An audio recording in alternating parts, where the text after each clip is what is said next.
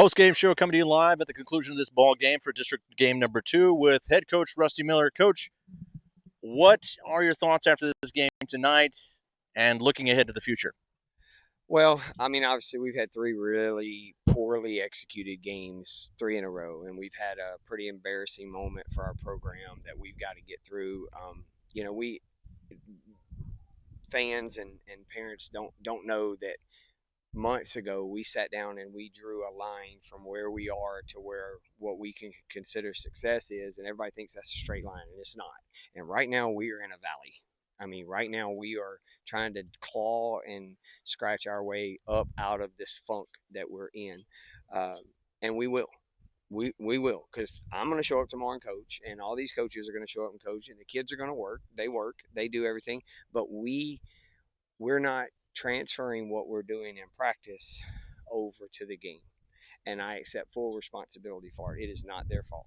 I need to make sure that I am coaching us in a way at practice that those things that we work on transfer over to the game. So I have to make adjustments as a coach with my coaching staff, and then those adjustments go to the players, and then we're on a better pace. So we're going to go out and practice tomorrow. We're going to lift weights tomorrow. We're going to do the same thing we do all the time. We're going to try and be as consistent as possible, because when you're consistent off the field, you become consistent on the field. And we have to do that starting with me. I have to be consistent, then our coaches, then our players, and then we work to where we need to be. Well, questionable calls from the game officials tonight with not one, not two, but 3 balks. But from our vantage point, it didn't look like them.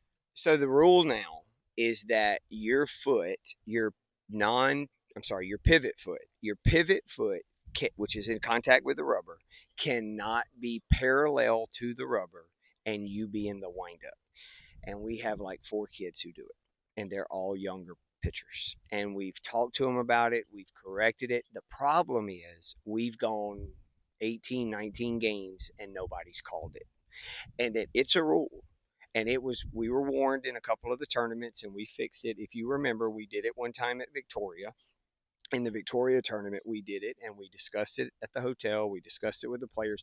But there's, again, these processes that we have are so ingrained in us. I'm trying to like break the pot, warm it back up, remold it with some water, and start over. And that's the struggle we're having right now, is piece by piece. We're just got to put them back together. But the call is right, just so you know. I mean, when he explained it to me, that's the right call. And so what we did is we made an adjustment, and I told Aiden, this is what you need to do when you go back out there. Just stay in the stretch the whole time. So he stayed in the stretch the whole time. There's not a problem. So a lot of coaches have done that. Just stay in the stretch and we don't have to fight it. But I want to be able to pitch in the windup too. College coaches want our kids to be able to pitch in the windup when they come out of high school. So we're gonna keep working on it. We'll fix it. And we threw 2 freshmen tonight, and we're probably gonna wind up throwing a freshman again on Fridays, a different one, and we're just gonna keep working. Taking a look at advance of the weather here, the weather's supposed to be a factor possibly in the coastal Bend area starting tomorrow and Thursday. Do you have a contingency plan in place should the game be a washout Friday night at Steve Coster Field? So what happens is, in district play, if we do get rained out for some reason Friday, and of course it would have to like be standing water, it would have to not drain, which I know happens. We would just move to Saturday. So we have a home 8th grade tournament on Saturday. So if we get rain on Friday and we can't play, we are required to play on Saturday.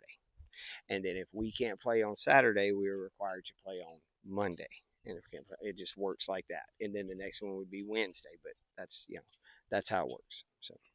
So what's the message going into Friday night against Kingsville at Steve Coster Field Friday night, 7 o'clock, weather permitting, sir? What is the message to the team? I mean, I sit down and think about that all night, and I kind of have a plan. But when it's all said and done, it's just the message is always the same: be consistent. Consistently get out there, no matter who's on the field, who's in the other dugout, no matter what's happening. If you field a ground ball this way, field it that way every time. If we have a bunt coverage that's this way, do it every time. Whatever those things are, and it's just be consistent. And the only way you dig yourself out of a hole is to stay the course.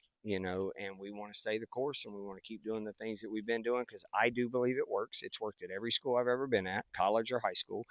It's just as soon as we grab a hold of it, we're going to go in the right direction. And it may start Friday, and we may squeak it out Friday, and it may start against Zapata, but we're going to get there. Thanks so much for your time there, Coach, and good luck Friday night. All right, go Red. Thanks.